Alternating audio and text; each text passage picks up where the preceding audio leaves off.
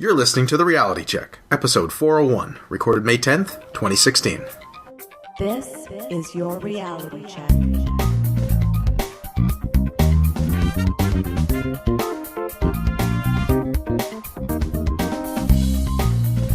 Hi everyone, and welcome to The Reality Check, your weekly Canadian podcast that explores a wide range of controversies and curiosities using science and critical thinking. I'm your host, Darren McKee, and with me, as usual, are Adam Gardner. What's up, Q-Boxes? Christina Roach. Hello. And Pat Roach. Hi, everyone.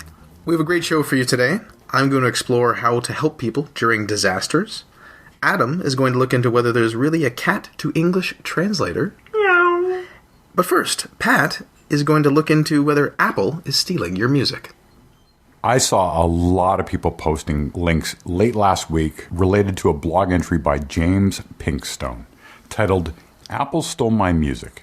No, seriously.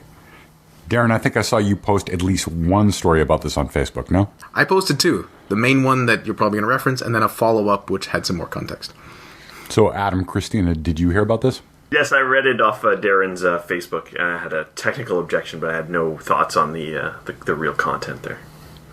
I'm really glad you're covering this because it was Canadian Music Week last week, which is a big music industry and showcase festival. And people gather in the main hotel to meet up, and there was a lot of jibber-jabber about this exact thing that you're going to cover. Pinkstone tells a story about how Apple deleted 122 gigabytes of music from his laptop without his permission. He also mentions that he had composed some of that music himself, and the original WAV files were converted to lower quality audio files during the process. Jeez.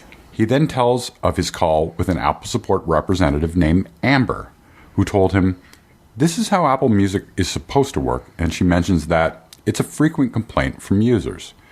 So it certainly appears something bad has happened to James here. And if the support call with Amber is as described, this only makes matters worse. Now, there's a lot of speculation about what went on. There are threads on Reddit and Slashdot. Macworld reached out to Pinkstone to try and get more information.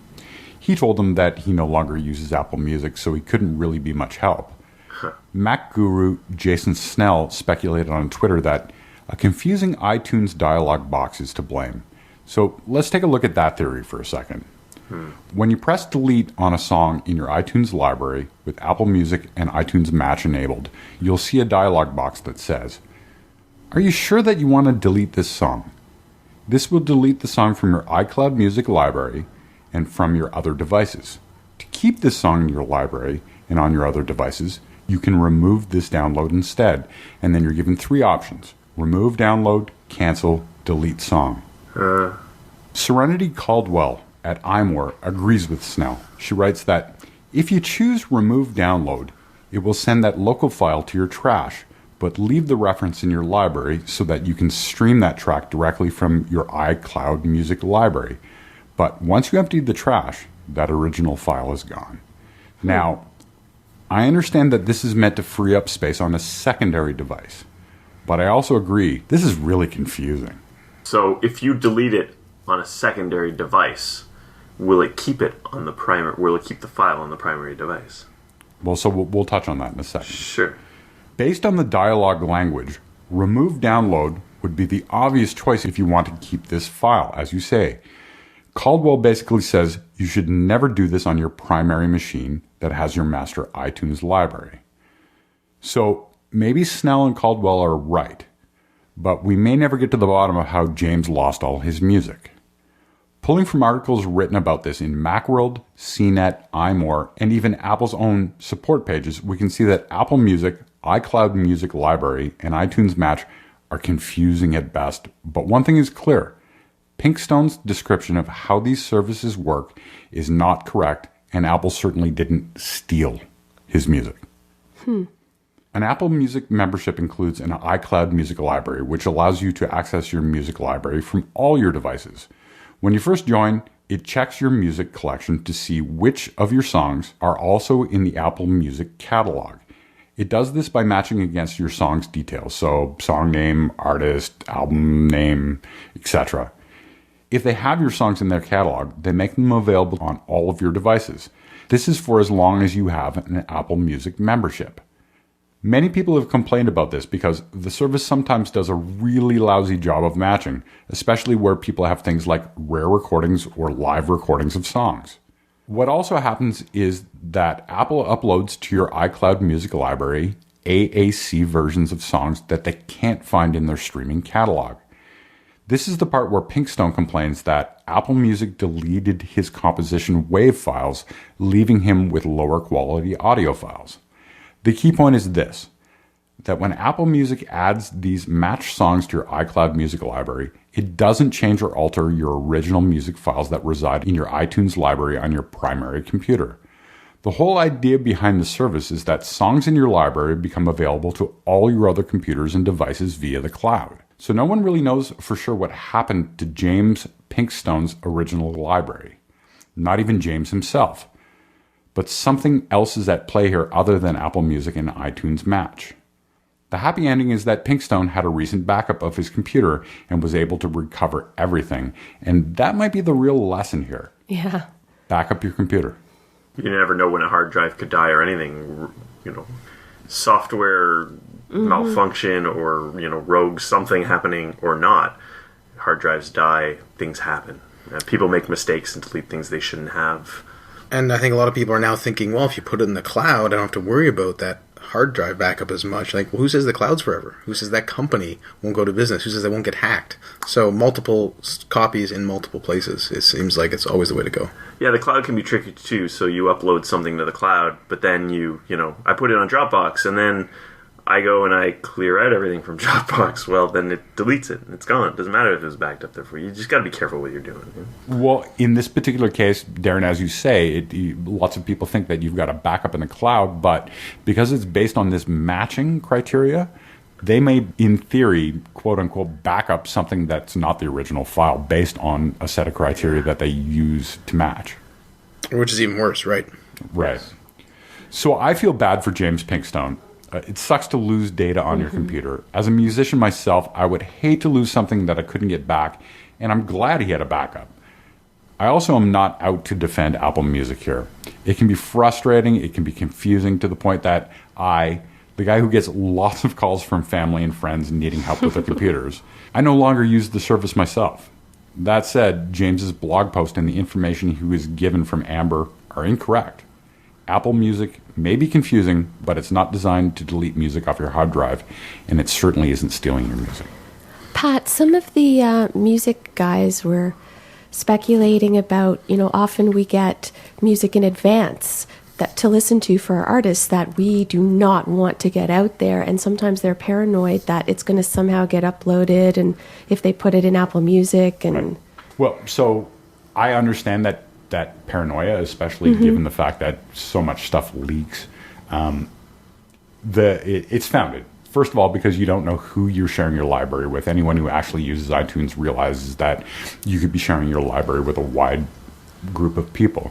So that's concern number one. Concern number two is it being uploaded? The answer is probably no, because it's this iCloud library, which is kind of like Dropbox. So it's as if you were uploading this to a personal Dropbox so that you can then access it from your other machines.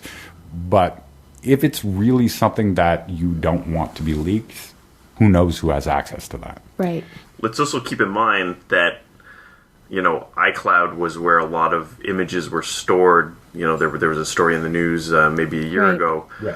A lot of celebrities had their photos, personal photos, stored in iCloud. They got leaked, their nude photos and stuff like that, and there was a big controversy. So, you can never be too careful.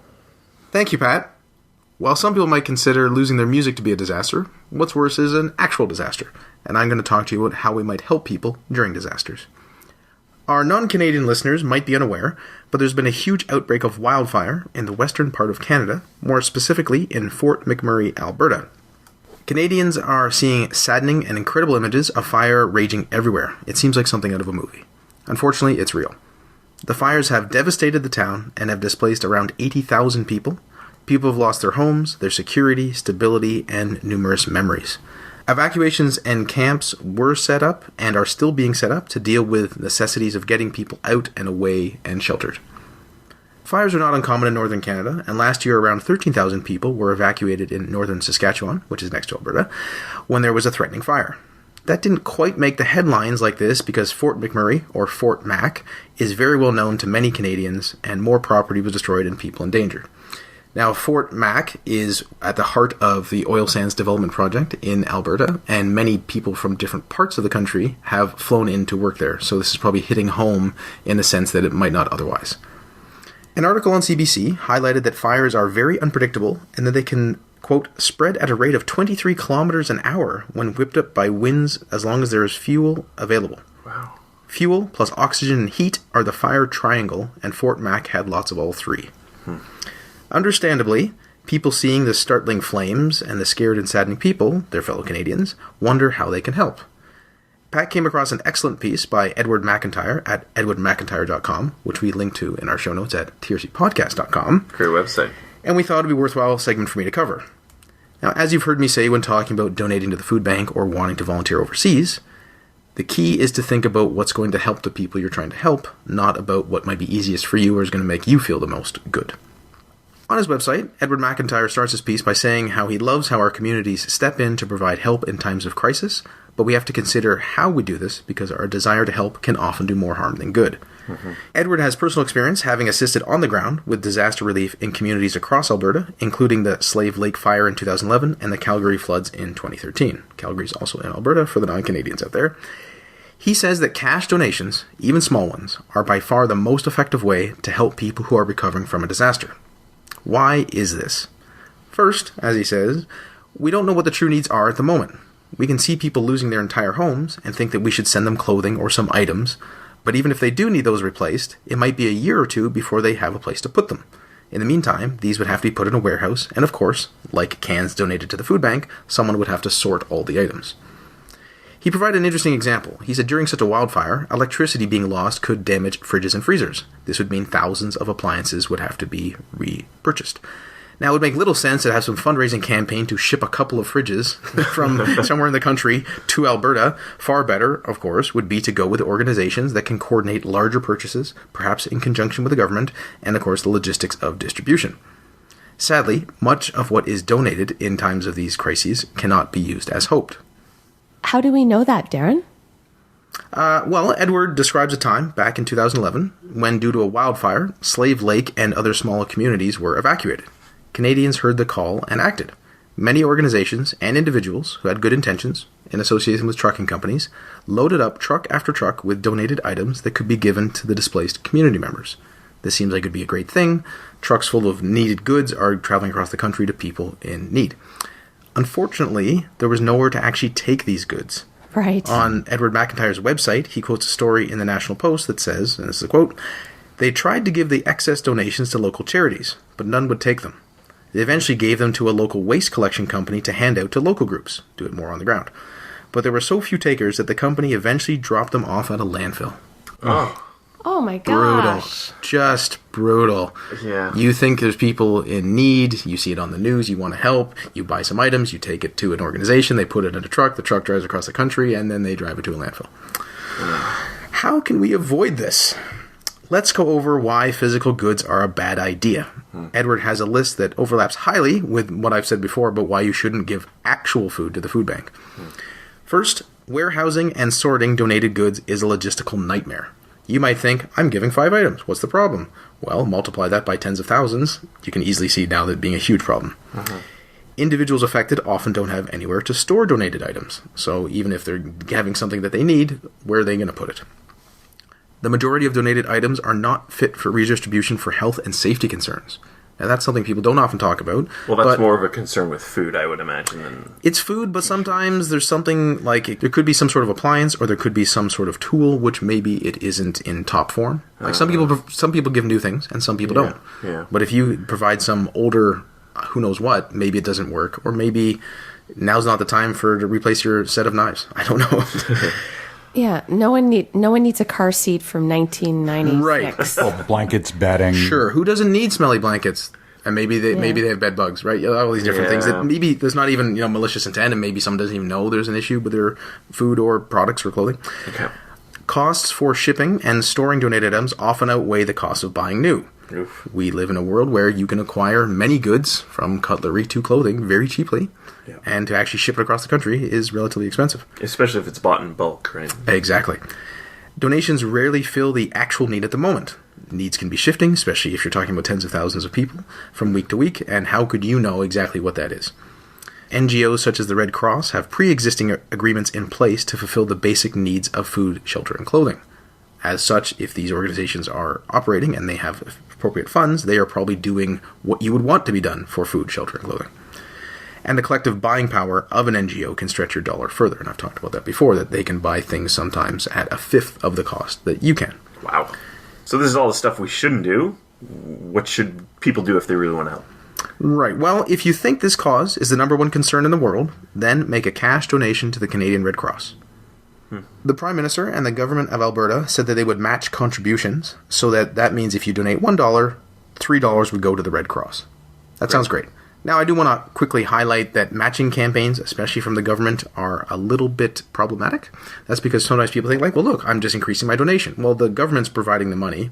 So you can think about it. If the government was already allocating monies for emergencies, it's not like it was new money, right? It didn't come out of nowhere.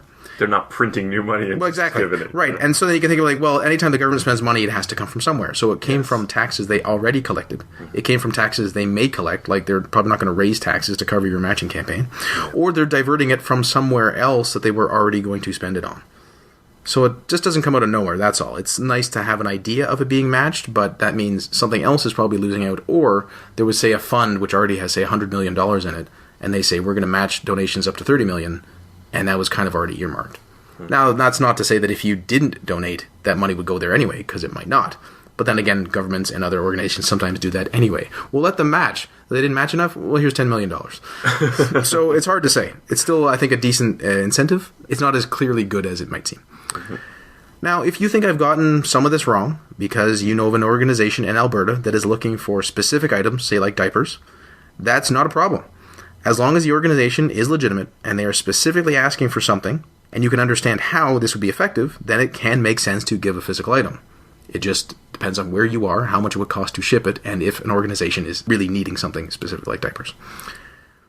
Wouldn't there also be the case, much like with food banks, that maybe someone wouldn't donate cash at all, but they may have an incentive to donate a physical item just because sort of they have a different feeling attached to it or a different willingness?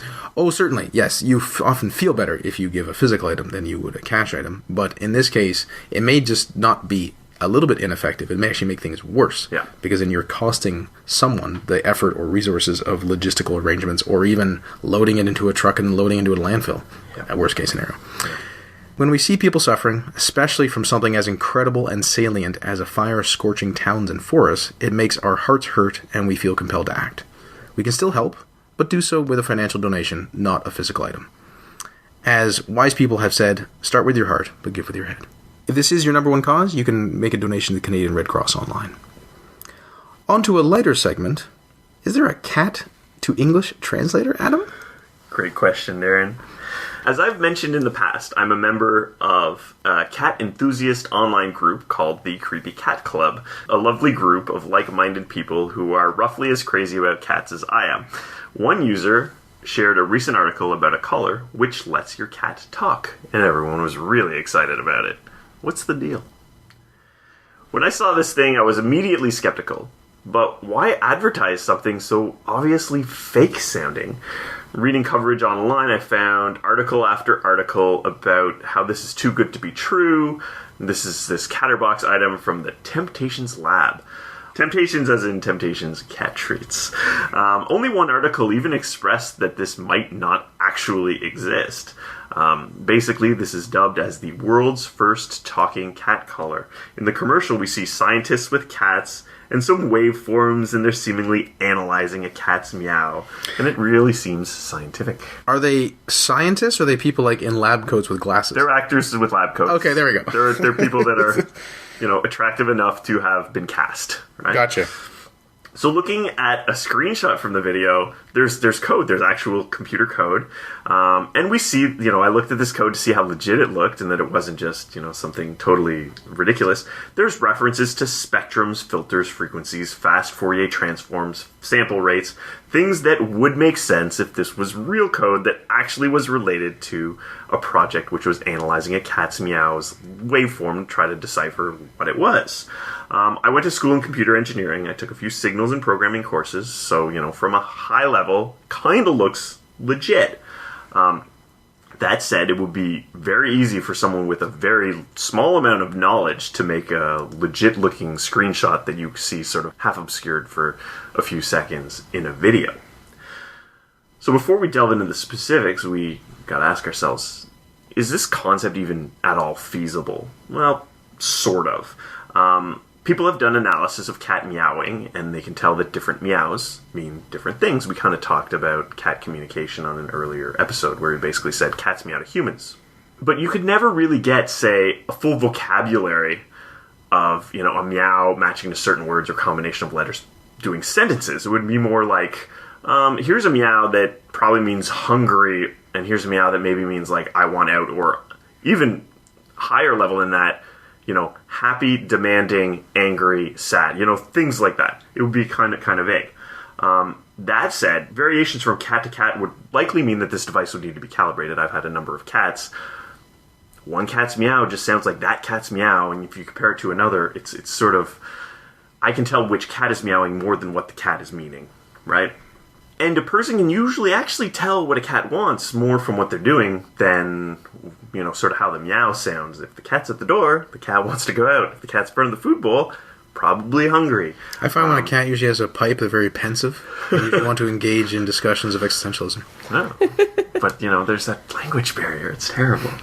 And there's obviously body language, too, depending what the cat's doing. If the cat's rubbing against my leg, the cat wants to be pet or something, or is just trying to distract me. Searching online, all signs point to this being a publicity stunt. Temptations, as I mentioned, is a line of cat treats. Full confession, I buy these cat treats for my own cats, and they love them. They seem to think they're really tasty. Further research into this topic shows that this basically traces back to Adam and Eve DDB, which is an ad agency. There's no school behind this. It doesn't look like there's even an actual research lab that's doing this. It's mentioned in a lot of articles that a prototype launched in the US and the UK, but no one seemed to bother to try and actually find whether or not this was for sale, because it doesn't seem to actually be available anywhere. Though it's reported on wildly as being real, it's still treated a bit as a laugh, but it's not really treated with a lot of skepticism. All that said, it doesn't really seem to be legit. So, Adam, is your thinking that it's just this Temptations company is doing some sort of viral marketing? That is absolutely the feeling that I'm getting from what I'm seeing, but they haven't fessed up to it yet. Right. Which usually follows shortly. Maybe they're waiting, or maybe they think this is just great because it's snowballing and they're just having a great time with it. Snowball being a cat on The Simpsons. Snowball 1 and 2. The original video to me is fairly convincing. They're like, oh, it's 3D printed and all this stuff that doesn't really matter. But the real analysis comes from looking at other footage that's on the official site and is even linked in some of these articles that seem to think this is all a real thing. Some of them are basic one-liners representing sort of an emotion. The cat seems happy, and he says a sentence that just basically says that's good. But I'll look at some specific ones. Skater features a cat on a skateboard, and the cat says no, no, and no. But the cat doesn't say like no, no, no, right? Like it comes out as a sentence, which that's not really how you would expect a translator to work. There's a video called Playtime, which features an old man with playing with the cat with a toy car going in circles, and then it's beeped out, but the cat says, "You having a f***ing laugh?" I think the credibility starts to go out the window at this point. You wouldn't be able to sort of narrow down what the cat's saying to the point where he's acknowledging that he's being messed with by a person, and you're probably not making this product swear. I mean, cats may lick themselves, but they're not vulgar. Never. Finally, the nail in the coffin to me was a video called Cuddles, which showed a woman feeding a cat Temptations treats from her hand, And then the cat meows, and it translates to, "Have you washed your hands?" So the plausibility is completely gone at this point. There's no way a meow could conclusively be determined to be a reference to a human hand. If a cat could somehow grasp the concept of a hand, different from a paw, or I don't even know. But not only that, the cat has basically, grasped the concept of humor and made a joke, which I respect a cat's intelligence probably more than their real intelligence dictates, but that's ridiculous to me. Right. It's also interesting to think if cats that were not raised in English-speaking households then spoke those languages, and then the translator would use that language, or does it translate everything into English? Then you have to use Google Translate. It's supposed to be a cat to English. Oh, right. You said that. Yes. And you can select a variety of voices because there's different voices in the different commercials. But in theory, there could be, say, a Japanese cat. And then it would translate that into English, and then you have to translate that into Japanese for the Japanese owner to understand. Yeah. So I can't make a Japanese to English live translation software. I don't know if that's a thing that could exist. You could do speech to text and text to complicated. Yeah, it's getting there. But we nailed cats. Yeah, we got cats already. No problem. So I'm wondering if the people reporting on this device just didn't watch these videos, but some of these articles linked to them, so they're obviously aware of them. Is everyone just kind of doing this tongue-in-cheek, and I'm just not really getting the joke? It doesn't really look like it. It looks like people are kind of semi-serious in their covering. But basically, no one made a device which translates cat into English. What? This would be a cool device, and the underlying science does make some sense, but it would be extremely impractical to implement and calibrate for a specific cat. If such a thing did exist, it would likely only to be able to give very vague impressions of what a cat is actually thinking based on the sound of the meow, nothing more than a person could likely subjectively determine from hearing them. As fun as it would be to understand exactly what a cat is thinking, for now, we will have to accept that their world is one of great mystery. Thank you, Adam. And thank you for joining us. Pat explored whether Apple is stealing your music, and it's not, but Apple Music certainly has some problems and is a bit confusing. I told you how to help during a disaster, and if you feel so inclined, it's probably best to make a financial donation. And Adam looked into whether there is a cat to English translator, and shockingly, not yet. You'll just have to wait. Until next time, think better to act better. Peace out, Q-boxes. Stay classy, not smartassy. Apologies to Neil deGrasse Tyson, we ran out of time. The Reality Check is an independently Canadian-produced podcast. For show notes or to discuss this episode, visit our Facebook page and website at trcpodcast.com. For general inquiries or to send a topic or parody suggestion, email info@trcpodcast.com. Help support the show by leaving a review on iTunes and liking us on Facebook. Follow us on Twitter at @TRC_podcast.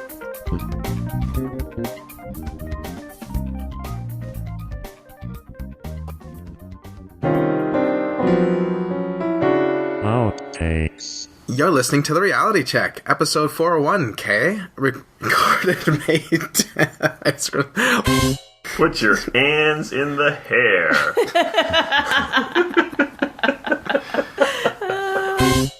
From our perspective, Pat, you're hearing scratches we can't hear, ringing we can't hear, and you're talking to someone we don't see, so we're worried about you. That's the only copy. I just have to cut all this out, guys.